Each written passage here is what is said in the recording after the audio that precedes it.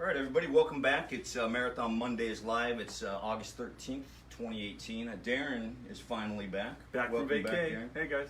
So interestingly enough, today we're going to talk about vacation running. I just got back from a short trip myself. We're just going to give some tips on vacation running, and I'm gonna kind of look at my cheat sheet here because I didn't prepare all that well.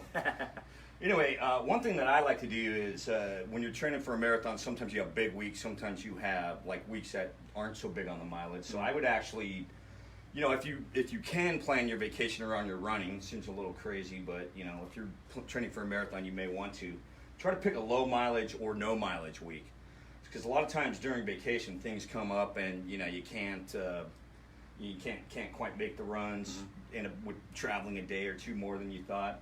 Anyway, so that's kind of my one tip. Another tip is make a checklist of items that are needed. Nothing like showing up and checking your suitcase, you forgot your running shoes. On my trip I just took up to Utah, I actually packed a bag, a little running bag. So I had my shoes and my shorts, everything that I needed to grab to so go an actual run. separate. A separate. That's a good idea. There's my too. kit, my running kit, and it made it a no-brainer on those run mornings.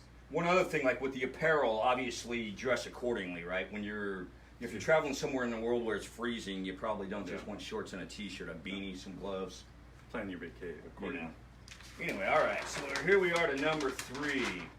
For me, this is another one that's just a personal tip. Try to get a run in before you leave town. I like to run, because a lot of times, like I said, things come up, and I so wish, I would have run that 8 or 10 miler the morning before I left. A lot of times I leave more in the afternoon or early, or like 10 a.m. or whatever, so I can get up at 7 and get a long run in.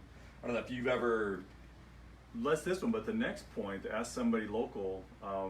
One of the places I stayed at, I went to the front desk and talked to the counter folks. The first lady I talked to didn't really know, but she immediately reached out to her coworkers, and they found me some awesome runs. I was up in Park City, and it was gorgeous up there. So I got some fun trail runs and some altitude runs, thanks to being able to ask somebody local, because it's an active town, and there's runners and bikers and skiers, and that's key. A good thing about that too is maybe where's a place not to run. Yeah, because there's some places that aren't safe. Sure. And I know, so there's some places, even sometimes when I turn on the local news, it's places not to go, when you're, don't turn like left where the here. drive-by shootings are, you kind of want to avoid that part of town. Number 5 is bring, people should do this on all their runs. I don't personally, but bring an ID, some money, and a phone. Especially if you're running someplace you're not used to, your phone, you can track back, find your hotel or wherever you're staying. Great way to be able to map out the run. Another kind of speaks back to this. When I was there, I also loaded up Map My Run.